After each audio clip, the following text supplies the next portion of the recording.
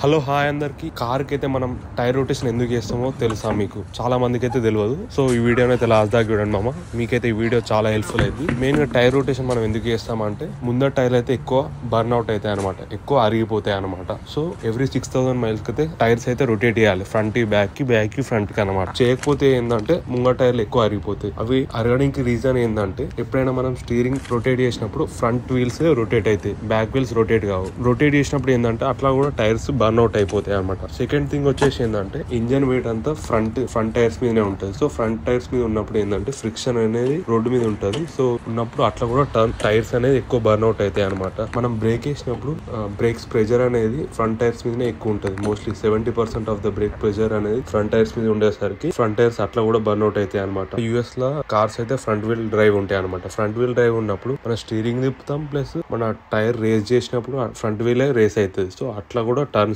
Tyre అనేది ఎక్కువ burn out అవుతుంది అనమాట. అండ్ వీల్ అలైన్మెంట్ అనమాట. వీల్ అలైన్మెంట్ లేకపోతే టైర్స్ అనేవి ఇట్లా ఎడ్జెస్ లా నీకు మొత్తం బర్న్ అవుట్ అవుతాయి, అంటే మొత్తం అరిగిపోతే థ్రెడ్స్ పోతాయి అనమాట.